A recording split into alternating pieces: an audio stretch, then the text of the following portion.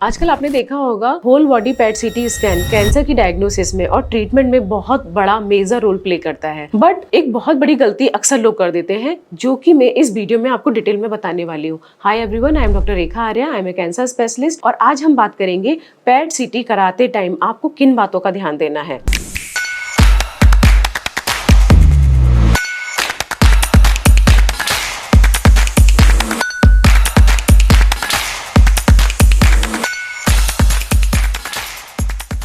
तो जैसा कि हम सभी जानते हैं, पेट सीटी का रोल कैंसर डायग्नोसिस में, स्टेजिंग में, रेस्पॉन्स इवेल्युएशन में बहुत ही ज्यादा होता है और ज्यादातर कैंसर्स में हम पेट सीटी कराते हैं। स्टार्टिंग में ही हम करा देते हैं और आजकल तो पेट सीटी गाइडेड बायोप्सीज भी होने लगी हैं। लेकिन आपको कहाँ पे पेट सीटी कराना है, क्या गलतियां नहीं करनी है पेट सीटी थेरेपी सेंटर चूज करते हुए, उसके बारे में बात करते हैं। तो जब भी आप पेट सीटी कराएं, सबसे जरूरी है कि जहाँ पे आप अपना कैंसर का ट्रीटमेंट प्लान कर रहे हैं वहाँ प्लान करिए।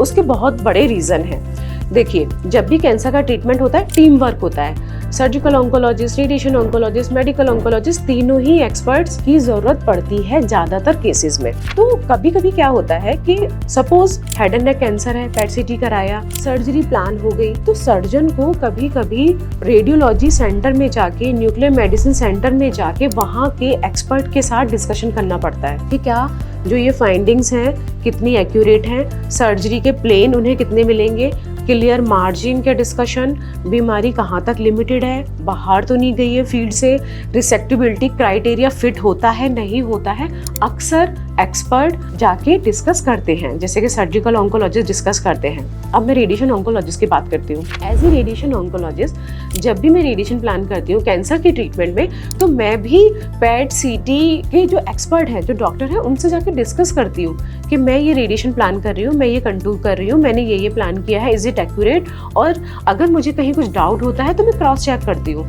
तो जब आप जिस सेंटर में पेट सीटी करा रहे हैं उसी सेंटर के डॉक्टर से जब ट्रीटमेंट कराएंगे तो ये टीम वर्क इजी हो जाएगा। सपोज आपने ट्रीटमेंट लिया कहीं और पेट सीटी आपने कराया है कहीं और, तो जहां आप ट्रीटमेंट ले रहे हो वहां के डॉक्टर्स उस सेंटर के डॉक्टर्स के साथ कम्युनिकेट नहीं कर पाते। तो बहुत बार डिसीजन मेकिंग में एक डॉक्टर दूसरे डॉक्टर से डायरेक्टली कम्युनिकेट करता है। तो एक तो ये पॉइंट हो गया कि ये प्लस पॉइंट हो जाएगा कि आपने जहां ट्रीटमेंट लेना है वहीं आप पेट सीटी करा रहे हो तो डॉक्टर्स आपस में कनेक्ट कर लेते हैं। दूसरी चीज, आप जहां पेट सीटी करा रहे हो उस डॉक्टर का आपको बैकग्राउंड पता होना चाहिए, उनकी रिपोर्टिंग कैसी है। कभी कभी पेट सीटी के छोटे छोटे डिसीजन कैंसर के पूरे ट्रीटमेंट को चेंज कर सकते हैं। तो ये बहुत जरूरी है कि जो पेट सीटी की रिपोर्ट डॉक्टर बना रहे हैं वो कितने एक्सपर्ट हैं, उनका स्किल क्या है। तीसरा, जो पेट सीटी करते हैं टेक्नोलॉजिस्ट, उनका भी एक्सपर्ट होना बहुत जरूरी है, क्योंकि पेट स्कैन होने से पहले कुछ प्री स्कैन इंस्ट्रक्शंस होते हैं, कुछ पोस्ट स्कैन इंस्ट्रक्शंस होते हैं। वो एक्यूरेट होना बहुत जरूरी है, क्योंकि ये आपकी फॉल्स पॉजिटिव और फॉल्स निगेटिव रिपोर्ट का डिसीजन में हेल्प करता है। आपको बताया जाता है कि जब आप स्कैन कराने आएंगे आपको 6 आवर्स की फास्टिंग चाहिए, आपको KFT रिपोर्ट चाहिए, आपका स्कैन चाहिए, बायोप्सी की रिपोर्ट चाहिए, आपका ब्लड ग्लूकोज लेवल क्या है ये पता होना चाहिए, डायबिटीज तो नहीं है, कोई और मेडिकेशन तो नहीं ले रहे हैं, एक्सरसाइज नहीं करनी है स्कैन से 24 घंटे पहले।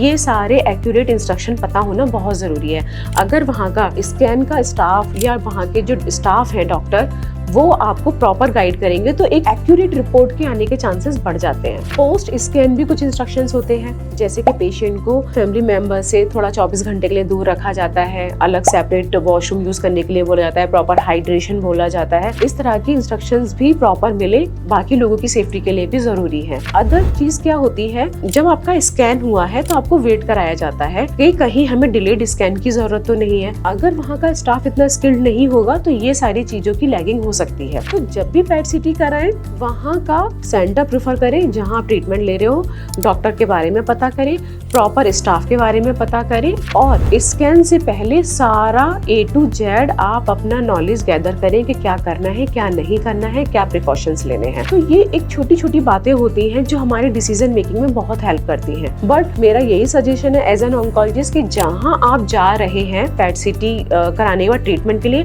वहीं का सेंटर चूज करें। अब हम बात बात करते हैं कि किस में पैट सीटी कराना होता है, कितनी फ्रिक्वेंसी से कराना होता है। तो पैट स्कैन हर कैंसर में कराना है ये जरूरी नहीं है। हर कैंसर का अपनी स्टेज के हिसाब से इंडिकेशन होता है, किस कैंसर में कितने फ्रिक्वेंसी से कराना है, क्योंकि जैसे लिम्फोमा वगैरह होते हैं उसमें बहुत फ्रिक्वेंट इंटरवल पे कराते हैं। डॉक्टर 2 से 3 साइकिल कीमोथेरेपी के बाद भी स्कैन रिपीट कराते हैं रेस्पॉन्स देखने के लिए। बट कुछ कैंसर ऐसे होते हैं जिसमें पैट सीटी का कोई रोल नहीं होता है, ठीक है। कहीं कोई ब्रेन सस्पिशन है तो वहाँ हमें नहीं कराना होता है, वहाँ हमें MRI करानी होती है। अब पेशेंट का होता है कि जब ट्रीटमेंट पूरा हो गया है तो फॉलो अप में स्कैन कितनी रिपीटेडली होगा। तो जर्नली फॉलो अप में whole body PET CT scan कितने टाइम इंटरवल पे कराना है, ये इस बात पे डिपेंड करता है कि कैंसर की डायग्नोसिस क्या थी, कैंसर का स्टेज क्या था, कैंसर का ट्रीटमेंट क्या हुआ है। तो ज्यादातर केसेस में अगर हाई रिस्क है, एडवांस स्टेज है, बीमारी के लौट के आने के चांसेस ज्यादा है, तो 2 महीने तक हर 6 महीने पे कराते हैं। अगर कुछ सिम्टम्स लगते हैं तो 3 महीने पे भी रिपीट करा सकते हैं, 2 साल के बाद 6 महीने पे, और अगर 5 साल हो जाते हैं तो साल में एक बार स्कैन रिपीट कर सकते हैं। लेकिन ये वेरी भी कर सकता है पेशेंट के अकॉर्डिंग, डायग्नोसिस के अकॉर्डिंग, स्टेज के अकॉर्डिंग और ट्रीटमेंट के अकॉर्डिंग, राइट। अगर आपका फॉलो अप ड्यू है, आपको डॉक्टर ने बोला है कि आपका स्कैन 6 महीने बाद होगा और आपको कुछ प्रॉब्लम होने लगी 4 महीने पर ही, तब आपको अपने स्कैन का वेट नहीं करना है कि भाई 6 महीने पूरे होंगे तभी मैं जाऊंगा डॉक्टर के पास और स्कैन कराऊंगा। अगर आपको कोई भी प्रॉब्लम लगती है कैंसर ट्रीटमेंट पूरा होने के बाद, तो आप बीच में भी जाके अपने ट्रीटिंग डॉक्टर से मिल सकते हैं, उनसे डिस्कस कर सकते हैं, और अगर वो आपको स्कैन एडवाइस करते हैं तो वो आप बीच में भी करा सकते हैं। बट एक ये रफ गाइडलाइन मैंने बताया है कि किसका स्कैन कितने टाइम पीरियड इंटरवल में होता है। तो यहाँ पे पैट स्कैन से रिलेटेड मैंने कुछ इन्फॉर्मेशन दिए, डिटेल्ड वीडियोस कि कैसे स्कैन होता है, पूरा प्रोटोकॉल क्या होता है, और टाइप ऑफ पैट सीटी, रेडियो एक्टिव आयोडीन स्कैन क्या होता है, इन पे मेरे ऑलरेडी प्रीवियस वीडियोस बने हुए हैं, वो मेरे यूट्यूब चैनल में आप जाके देख सकते हैं। इसके अलावा अगर आपको पैट सीटी से रिलेटेड कुछ भी क्वेरीज हैं, कुछ भी डाउट्स हैं,